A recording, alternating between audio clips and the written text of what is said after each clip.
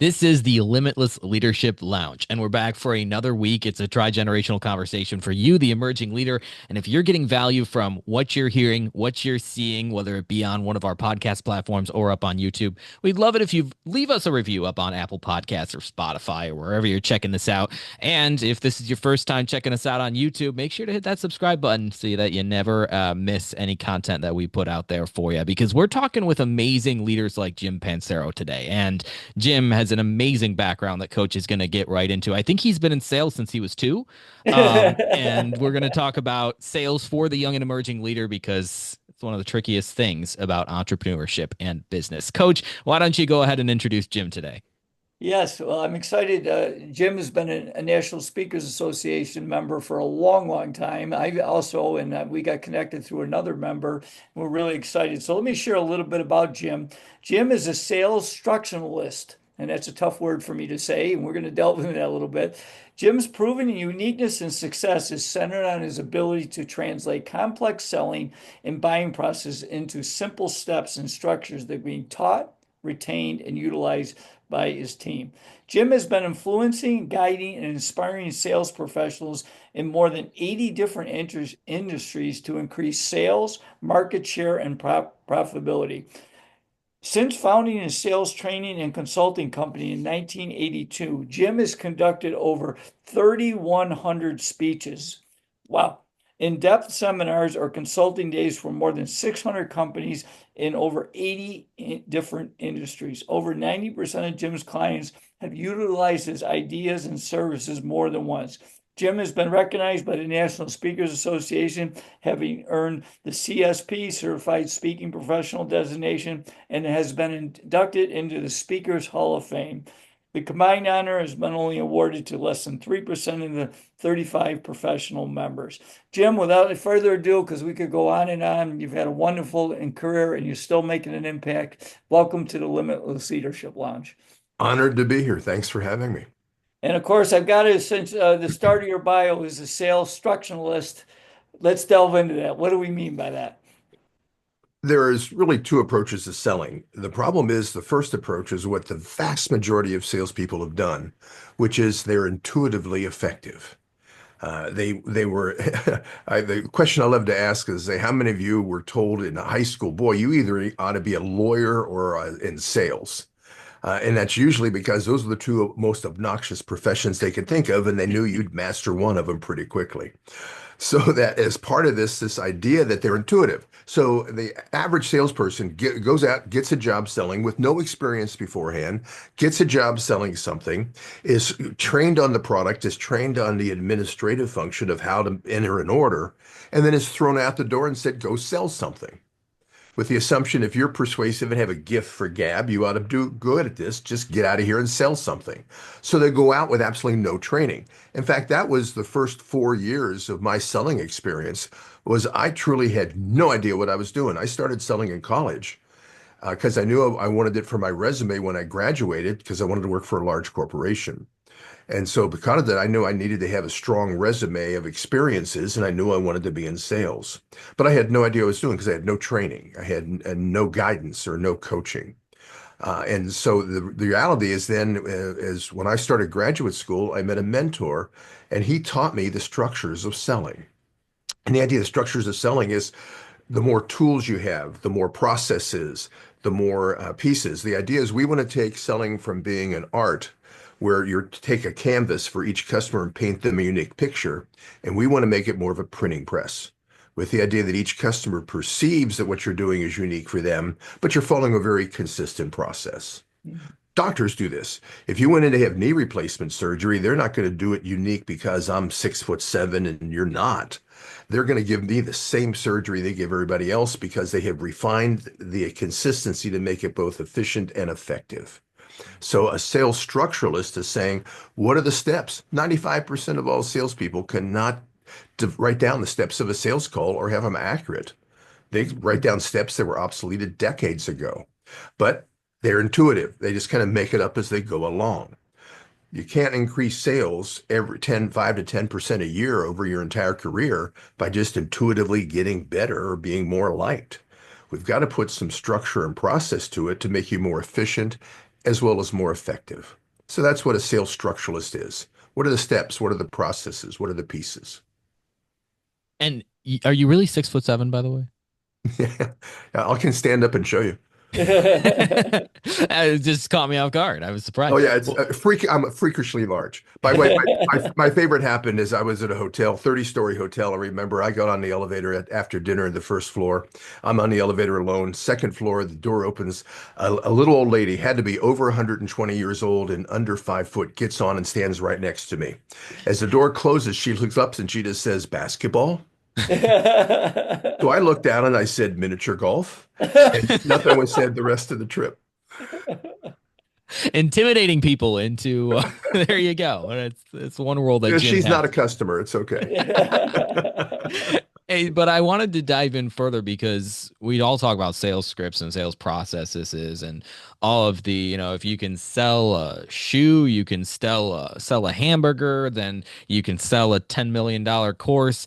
Isn't sales just sales, or have things changed where now over the years we now need to sell differently than we did when you just first started?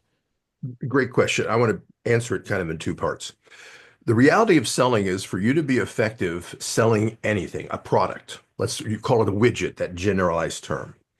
You really have to understand how to sell, but you also have to understand the industry you're selling in and what the challenges of your customers are.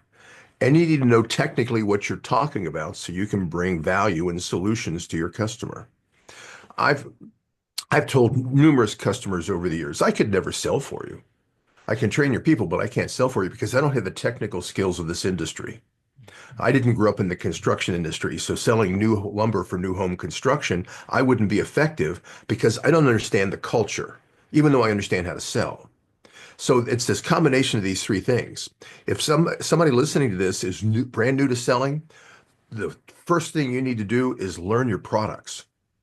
The second thing you need to do is understand the industry of your customer. Frankly, by the way, this is not that hard.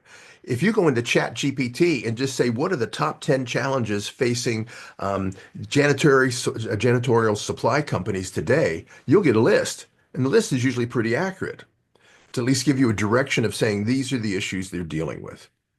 Now, I find as a sales trainer, um, it is universal. The ideas of how to sell and how to work are very consistent with this and within how this process works. But the reality is, everybody feels their business is unique. So to help them, you have to show them what's going on. The second part is things are changing. It used to be that if once you passed 10 years in selling, you could pretty much, I don't want to say negative, but you could coast the rest of your career. You'd build up a strong customer base, so you really didn't need to do a lot of prospecting. And the customers liked you. You knew what you were talking about. You were persuasive. The problem I watch happen is I have seen more changes in selling and how the process works in the last 5 to 8 years. It's been this major dramatic change in all of the processes compared to what it's been before. I believe there's been more changes in the last 5 to 8 years than I've seen over my entire career. Wow. I have a visual I want to show you, and I'll read it off as we go through it for your listeners that are listening on audio. But there's several changes that have occurred in selling that are dramatically impacting us today. The first is sales calls are shorter. It used to be you go into a customer and talk for an hour about their Hawaii vacation to build a relationship. Buyers don't have time today. They're overworked just like you are. So sales calls are shorter. A lot of times the sales calls are 5 to 10 minutes. You got 5 minutes. What do you want? And that used to freak salespeople out. It's becoming more of a standard because the customers don't want to waste time with someone that doesn't know what they're talking about or doesn't have anything different than what they're currently buying. The second major change, and I believe it's the most profound of all of these, is that sales reps today are being brought in later in the buying process than they ever have before. Mm. The example I use in my talks is that if you and your family wanted to buy a hot tub 10 or 15 years ago, what would you have done? You've gone to a hot tub store and picked up Right. some brochures, talked to a sales rep, come home, talk to the family. If you wanted to buy it today, what would you do? Go online. And that's only for the older people, because studies have shown that the younger people, and I know, John, you're one of the younger people, so I don't mean to date you with this, but for most people, the younger people, they first ask their friends, then Hmm. they Google. Senior people, they immediately go online. And the joke is because they don't have any friends anymore. But they will not talk to a salesperson. Mhm. So now look at this challenge. Let's say you're a distributor and you have 1,000 different products you sell through your distribution company. You're going to go into a customer who spent the last 2 weeks researching online exactly what that product can do and what they need and making choices on what they think they want. So by the time a sales rep gets a chance to talk to a customer, the customer is pretty far down the road of making a lot of decisions. Now, that's not bad except for one problem. And the problem is most of the time they've made wrong decisions because they don't know what they're talking about. I've done a lot of training. Define it. I'm really big in the HGD market. Ever heard of HGD market? No. No. It's heavy, greasy, or dirty. Hmm. Those are my markets. A lot of agricultural equipment. I've trained about 4,000 John Deere dealer people. A lot of distribution and equipment sales are where most of my business is. And what problem watch happened is I was doing this with John Deere. We were training their salespeople that were in the showroom selling light tractors and riding the four-wheel riding vehicles. They call them gators, as well as riding lawnmowers. And if we found in the spring, over half the people walking in to buy a riding lawnmower was bringing in a printout saying, "Do you have this in stock and how much is your price?" Where they'd already picked out the exact model they want, even the features. The problem we had, and we found immediately, was over half of the people bringing a printout in had under-configured pretty dramatically what they really needed. So look at the challenge in selling. If I say, boy, you need a $3,000 model and you have a price for a 1,000, you'll start screaming bait and switch. You're being manipulative. So how we really redefine what the customer's looking for to gain more control of that process, because we're being brought in later and they've already made decisions we've got to understand and even see if we can adjust. That's one of the greatest challenges in selling today. We're being brought in too late. Mhm. You're also seeing there's less loyalty. Customers don't have the loyalty they used to 10 or 15 years ago. They have relationships, but they usually have relationships with your competitors because gives them backup free. So if I'm not selling to your company right now and I'm trying to get to you guys to have you buy from me, you'll just hang me out there and keep me, don't go away. I'm working to try to get you in. We want to give you a chance, maybe even give you a small couple orders to keep you interested, to keep me interested. But the reality is I'm just free backup. So that if the main supplier screws up, you've got somebody immediately you can call with a relationship saying, "Hey, you got your chance. Can you get me something Mhm. tomorrow?" Yeah. So because of that, we see less loyalty than there used to be. So this idea of just reactive selling. Most salespeople follow a three-step selling process of show up, suck up, and pucker up. They go in, the average sales rep only asks 4 questions on a sales call. Anything you need? Anything coming up? Anything I can help with? How's the family? They view that as a successful call. The problem is it's just reactive. And the competitive pressures are forcing us to be more proactive. We need to be initiators. We need to be predictive on what our customers' needs are, not just responsive. Those are the kind of challenges that are happening. So even if you have I'll be doing a training program and I'll have people in there with over 20 years of experience, but they're still struggling with these things because this isn't the way they learned how to sell. These weren't problems in the past. And now these are issues we're dealing with. Uh, people, people, especially younger people, do not want to talk to you on the telephone. Mhm. So I find my outreach, I will meet somebody at a meeting and they'll say, "Boy, we'd love to talk to you, see how you can help us." I will start following up and leaving messages for them. I don't leave voicemails anymore. So I found it just did nothing. So what I'll do is I will call you on your cell phone. As soon as it went to voicemail, which is like 95% of the time, I would immediately hang up and then I would send you a text message. Mhm. So I find that most of my selling today is by text Mhm. because of trying to keep and connect, just because of how the culture of buying has changed. So we got Mhm. all these differences, but you have salespeople saying, "Well, I've been selling for 20 years. There's nothing new in sales. I've heard it all before." And I'd be teaching the class, not attending it. It's the average reaction to senior people. That's good, good point. So, tell us, as an initiator, being the proactive, give us a few suggestions of some different uh, questions that you found to be more powerful in the selling process. Um, The whole idea of questioning has changed. There's a couple of major changes that have happened that can make you more persuasive. The first is it used to be you could ask, frankly, what I call dumb questions of a prospect, and they usually answered them 10 or 20 years ago. So I could sit there in our meeting and say, so what's the biggest problems you're dealing with? What would you most like to improve in your business? What's keeping you awake at night? Mhm. These general, I don't have any proof of competence by asking those, but asking you to tell me, spill your guts and tell me all your problems. Mhm. That used to work. People actually would answer those questions. They don't anymore. Mhm. You ask them a tough question. What's the biggest challenges you're facing right now? There's a good chance you'll get pushback from that buyer saying, "Well, what are your qualifications? Why would I want to share that with you?"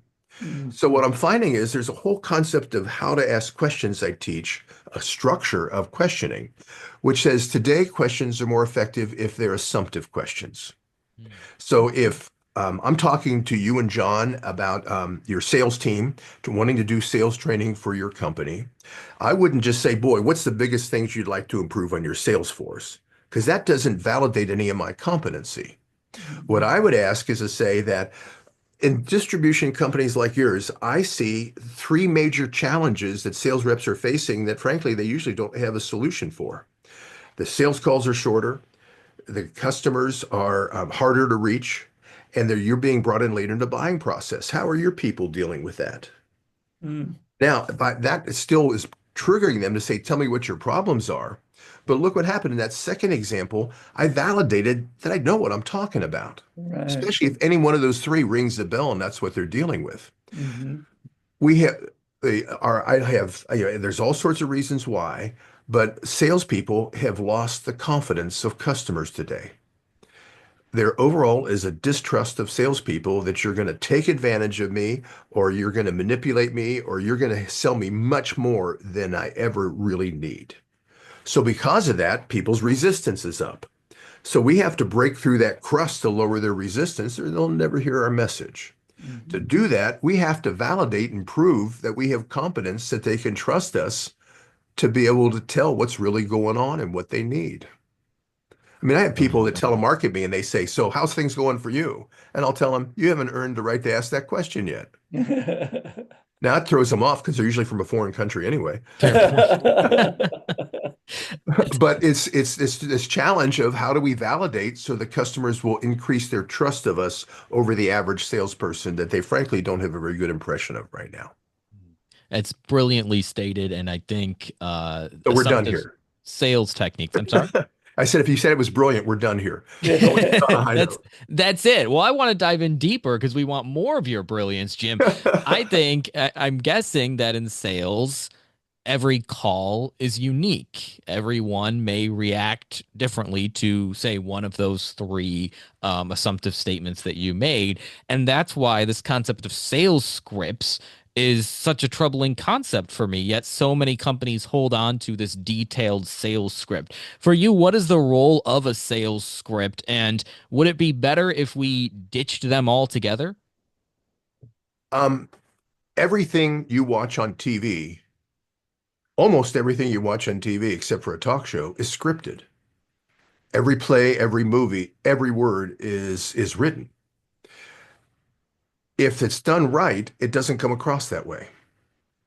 The reality is we need to have a consistency in how we sell. Look what happens. A sales rep works 3 months to get in front of a new prospect. They finally earn the right in there and they're sitting with the prospect. I don't want that sales rep trying to make up something unique for every customer they go into because the call's probably not going to go very well. We want them using what has most consistently worked. Now, and there's another visual, if you don't mind, I want to show you. And I'm just going to put this on full screen to make it easier to see. There are four sets of selling skills that a salesperson needs to be effective. And this is going to get to the personal of what you're talking about scripting. The first, the foundation of all selling, it's like building four stories on a building. The first floor, the foundation is your attitude and energy. Are you a hard worker? Are you professionally curious? Are you excited about what you're selling? These kind of just energized. It's the Zig Ziglar material and the Tony Robbins material. If you ever heard either of them two speak, you didn't take any notes, but you were inspired. But they didn't really tell you how to do things. They told you why you want to be more effective. That's the attitude and energy, a critical part of selling. The second part is your operational or your personal skills. This is how do you survive a sales call? Your knowledge of the steps of a sales call, how to close, how to ask questions, how to qualify, how to negotiate. All of the technical and product information you ask are all part of that operational because that validates and proves what you can do. The third level, though, are your tactics.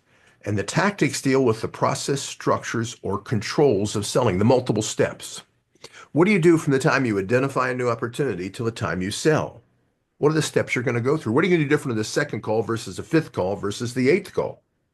And more important, how are you on that first call going to position what you want to do for the next three calls so you set the customer up to follow the path you're trying to set?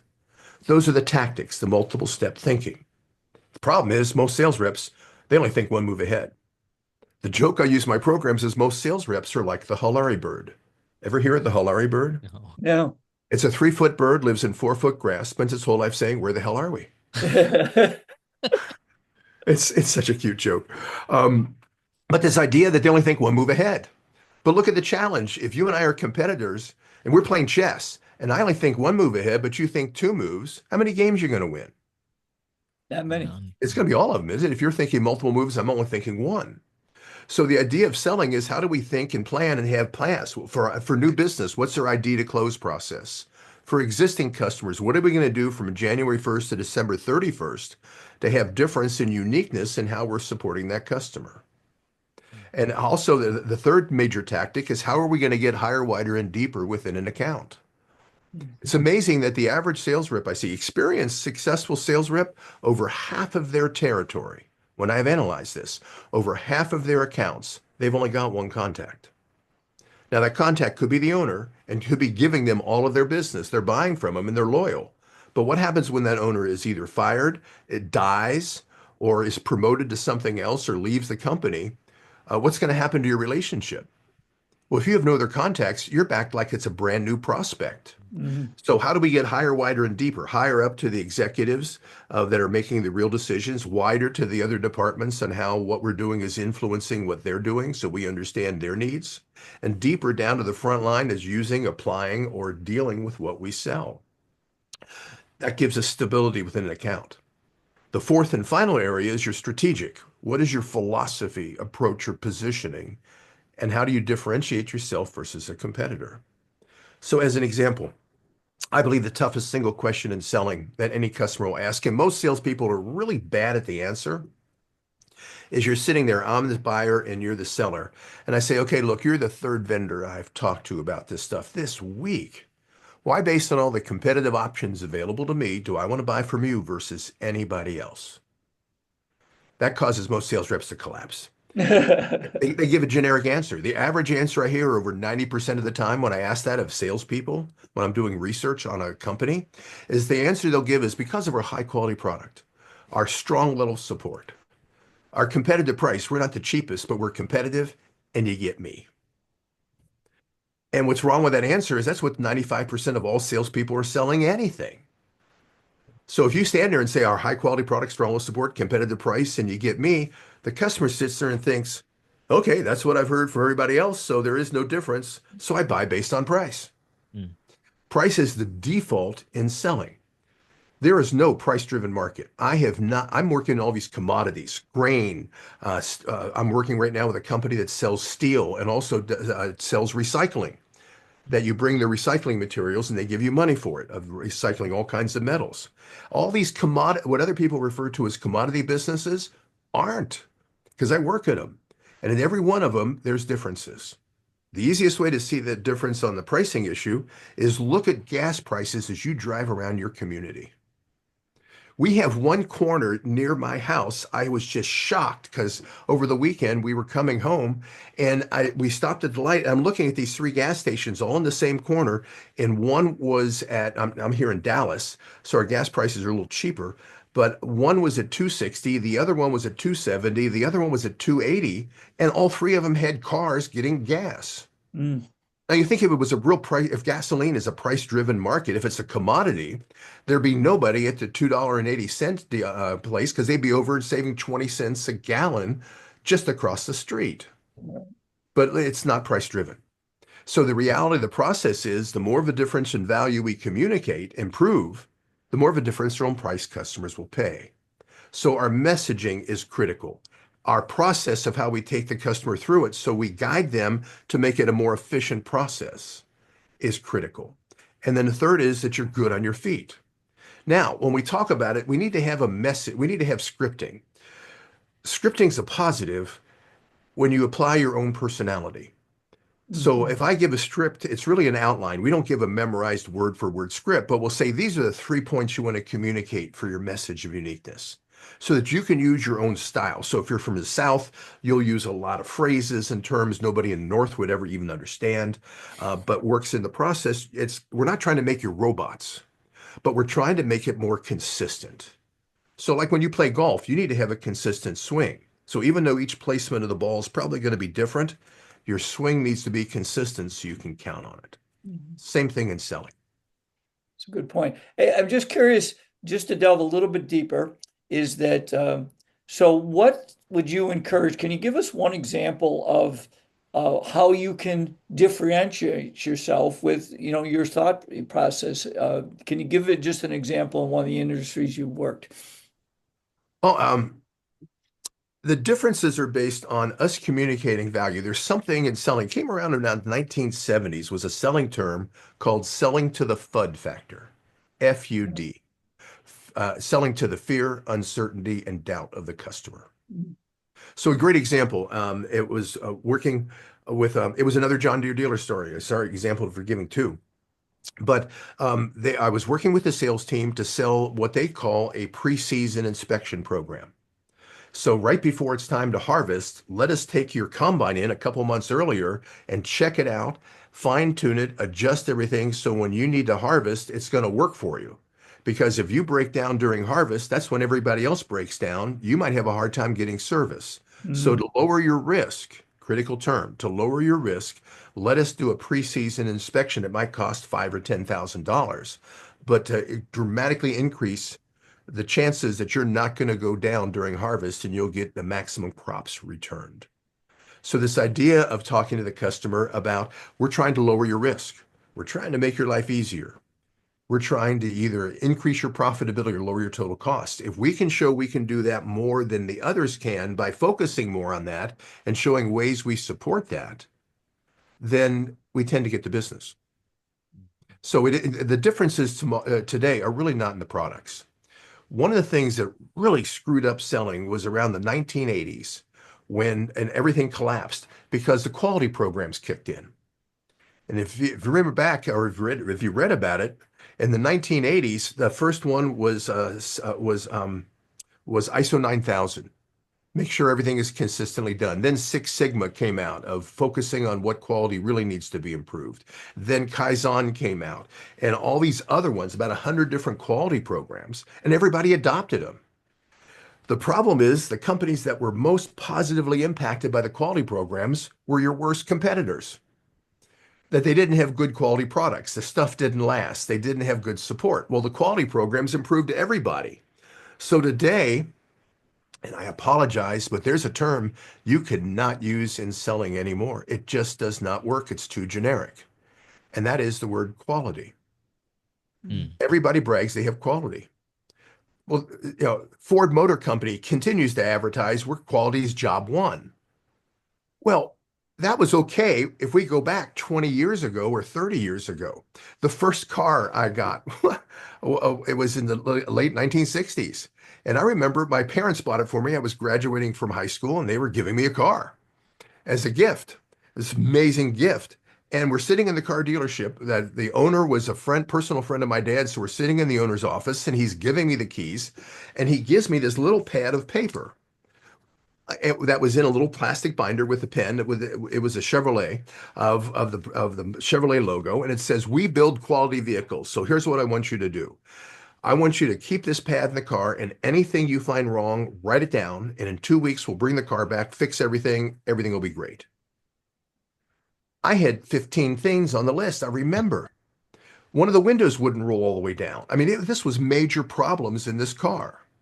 But that was normal back then. Look today, if you buy a new car, They say, I believe it's the average car coming off, there is like a less than a 3%, a 2% chance a car coming off an assembly line will have any problem at all. And if there Mhm. is a problem with something like the radio, they'll send that radio back to their supplier and they'll have a meeting as to why they sent them invalid materials. So the quality programs, everybody has improved.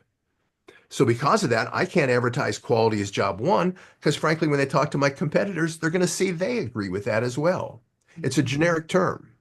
We can talk about the attributes and the benefits you'll get because of our quality, but we just can't talk about how great our products are and how we have such a high quality product because the Mhm. customer just hears that as blah, blah, blah. Mhm. So it's all messaging. It's all ultimately messaging and sales and even just using words effectively and branding. There's so much crossover there. So how as salespeople do we recognize the need to not only be in our sales profit driven bubble, but step outside of there and really consider some of those additional features and benefits that we can use? I think it was Jay Levinson in the 1960s was famous for the line that said, you don't go into a hardware store to buy a drill. You go in the hardware store to buy the opportunity to make holes. The disconnect occurs when the rep in the store is pushing their drills. Some people call it second step selling. First step is you satisfy the customer's needs and help them with their pain so that they get the second step to you, which is they buy from you. This reality of process is we can't focus on the products. We have to focus on what we're going to do for the customer, the results they're going to achieve. And this gets down to the most fundamental aspects of selling.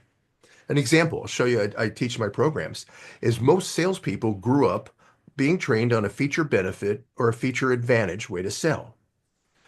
A feature of this pen is the cap fits on the base. The advantage to you is it improves the quality of the handwriting as demonstrated here. That's how most salespeople sell. But look what happens. I'm not focused on the customer. I'm leading with my stuff. So what we want to do is we want to reverse that process and do a benefit feature approach to selling. It's a minor detail, but it has major impact. Where now I would say a benefit of this pen for you and your presenters is it's going to improve the quality of the handwriting of your people because the cap fits on the base. Now look what happens. We've taken a feature and we've actually used it to validate the benefits we're selling. We need to be more customer focused. And the way to be more customer focused is we have to focus on what they want and their needs and show how we can fulfill it, not lead with our stuff, with them to figure out how they can apply it. Big difference in selling. We need to be more customer focused. That's a great point. So, Jim, I'm going to make a little transition here, and I know we're getting close to the end, and John will wrap up. So, my final question is you've given us some great insights on selling, but something I've done just a little bit of work. I've spoke to a few sales teams, certainly don't have the background you do. But one of the things that I have seen, because I've done some things with a lot of things with leadership, is the traditional salesperson that becomes highly successful in selling and now they get promoted to be the sales manager. And I kid people that often they become the sales mangler because I believe there's a different skill set. I know you talk to a lot of sales leaders. Tell us some ideas to help them making that transition so they become a better sales leader. Well, there's a couple problems. In distribution, one of the problems is most distribution organizations are a branch system where they'll have multiple smaller locations spread around an area, especially if they're delivering heavy stuff to shorten their delivery costs. Mhm. The problem I watch in several of my distributors is over half of the sales managers I get a chance to train never sold personally. Mhm. They became a branch manager and now have two salespeople reporting to them, but they came up through the warehouse or they came up through accounting. They didn't come up through sales. So now we have a sales leader trying to teach selling skills and coach selling skills to a salesperson when they have no idea what they're doing themselves. The second problem is most sales managers never receive any training on how to be a manager. Right. Over half my work is in sales leadership training. And I will ask programs, raise your hand if you've ever sold anything personally that you understand selling. Less than half the room raises their hand usually. And the second thing I will ask about this is, how much training did you have when you became a manager? And the answer is none. Mhm. See, we can strip job titles away in a company. There's really only three positions in a company. The first position is you're a doer. Your job is to do something. You have no responsibility for anybody else except yourself. So your salesperson is due to sell or running a piece of equipment. Your job is to run that stamping equipment and get as much out of it a day as you can. You're a doer. The second level up is a doing manager. A doing manager has a split responsibility. They are responsible for doing as well as also supervising others. I was touring a metal stamping plant recently, and there was pods of 5 pieces of equipment in kind of a semicircles. Each of the pod has one supervisor. That supervisor was running a piece of equipment themselves, but their quota was 80% of what their other people's were for their daily production, because the assumption the supervisor would watch and maintain the other 5 people running the equipment. That's a doing manager. The third level is a managing manager. Now, my joke in my programs is a managing manager does nothing. If I described your boss, but it's the head of GM is not going to build any cars today, nor are they going to sell any. It's not their job. Their job is to make sure everybody below them has all the resources so they can do their job. The problem is we promote somebody that's been a great doer, a salesperson, and promote them to management if they'll take the pay cut. That's why they don't promote a lot of senior reps to management, because the reps don't want to take the pay cut. But they promoted the management, but give them no training. So the first time somebody brings them a problem and walks in and says, boy, the Johnson account's really upset. Here's their phone number. That manager is likely to take it and call the customer and handle the problem themselves as a doing manager. But then look what happens. You just released a salesperson from any responsibilities, and you're now the pinch point in your company. So part of this is we've got to make sure that the job of a sales manager on a sales call is not to sell. That's the job of the salesperson. And if the sales manager tries to sell instead of the sales rep in front of the customer, that manager just took over that account effectively for the rest of their career, because every time that customer has a problem, they're going to call the real decision maker, which is the manager. The second problem is most managers are transactional managers. I've got a real quick visual I can show you, I think, that can help with this. If you look and we lay out the selling process, the visual is showing just an arrow going to the right. On the very left-hand side of the arrow, we have identify, and on the right-hand side, we have close. So if we look at one cycle of selling, the arrow represents the relationship is going to continue, but what's one cycle to get something sold? The problem we have in that process, besides sales reps not even understanding what the process is they're going through all the time, is there's a major critical change that happens right in the middle. And that change is the sales rep issues a proposal. And the reason that is so critical is the proposal is a turning point in that relationship. Because before I issue you my proposal, I have power. But as soon as I issue my proposal, I lose all my power. Before I issue a proposal, I would say, would you let me talk to some of your sales reps to understand more about what they're doing, to see what we could do to help train them and do better? You're likely to say yes, because you're assuming it'll help in my generation of a proposal. But if I've already given my proposal and I say, by the way, would you let me talk to a couple sales reps? You're likely to say, well, if you win the business, that's a good idea. The problem is most sales reps give their proposal too soon. Now, the next question is, when do sales managers tend to get involved in this process? And what happens is, for the average sales manager, they're a transactional manager, so they only get involved once the proposal's issued.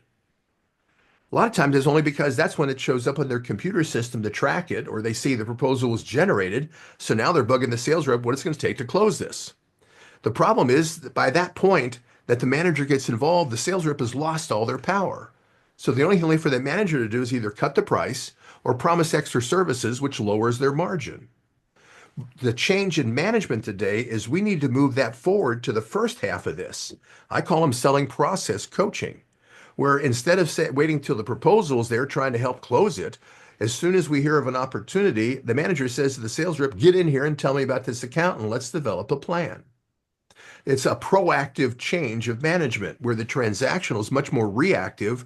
Once a sales rep has something, let's help them land it.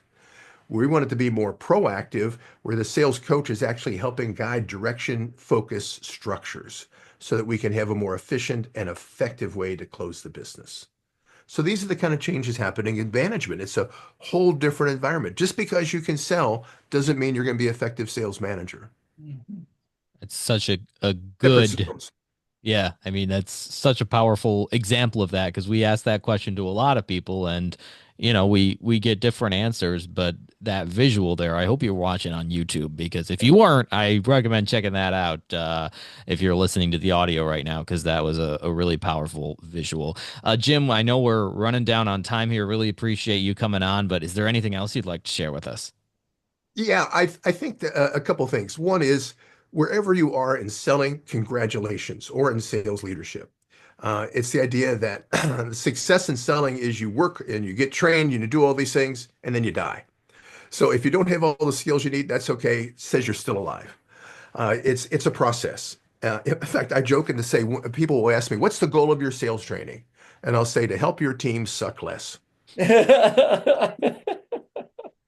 Is this idea? It's an ongoing process. You never reach perfection in this.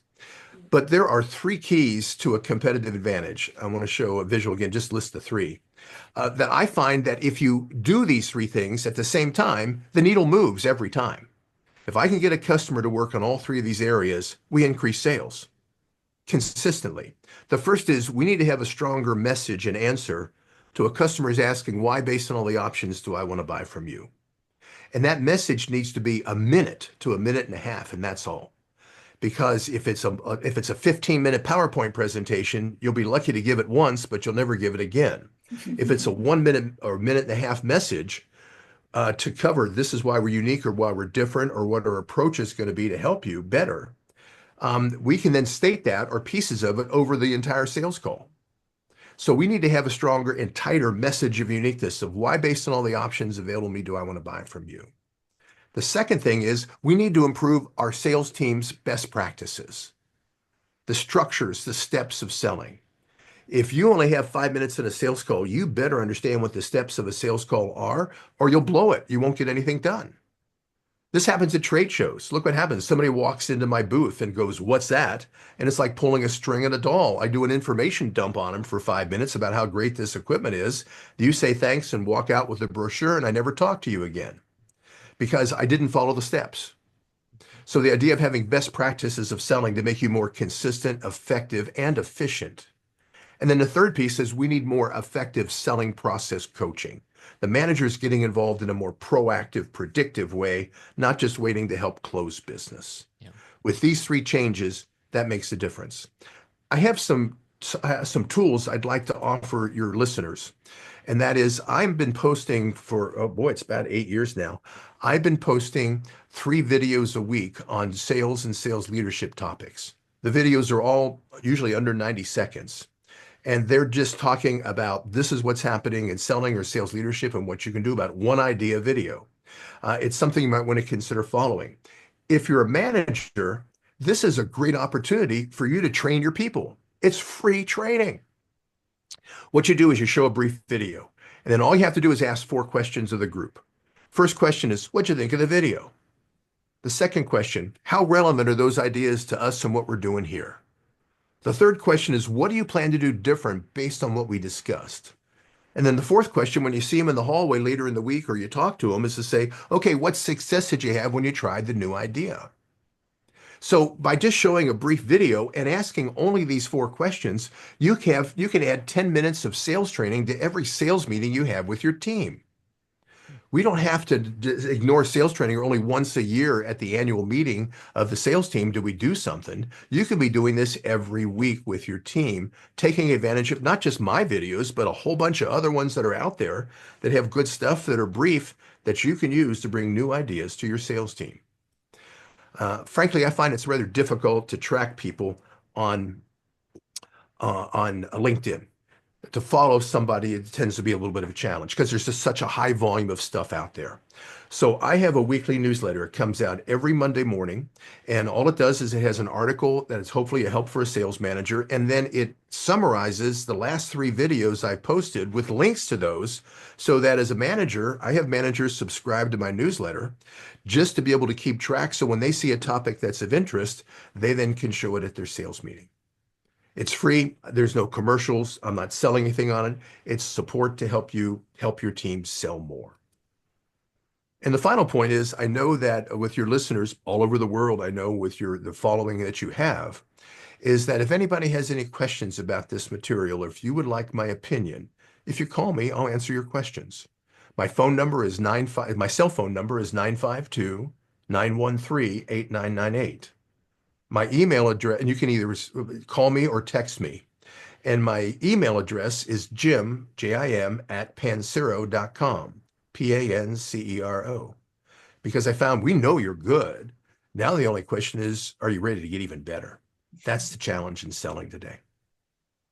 It sure is, because we have an audience that, when you're immersing yourself in this kind of content, you know that you've gotten somewhere. You've already done half of it, right? You've showed up. And I know, Jim, people at your events, people who train under you, they've already done the hard part, right? Showing up. But there's so much more to take advantage of in Pancero.com for that.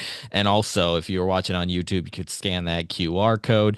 But if not, the link is also down in the show notes. So go grab that free newsletter. You could sign up for that. And what I love about your videos, Jim, I know you mentioned there's a lot of videos out there, but your videos are quick and to the point. And how many videos do we see with all that unnecessary fluff? So as a content creation guru myself, kudos to you for Oh, thank keeping you. things quick and to the point. I find my videos are very unique because I don't talk about myself. Yes, Mhm. exactly.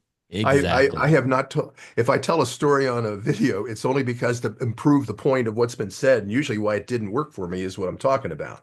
I believe that the way we communicate today is not through our egos of talking how great we are, showing pictures of us with famous people or anything else. It is based on giving solid content so people want to have a stronger relationship with you. That's selling. Absolutely. Well said. Jim Pancero, check out all those links in the show notes. And thank you, Jim, for what you shared with us. So valuable to our audience. And I know nobody will leave this episode unchanged. We appreciate you. Honored to be here. Thanks for having me.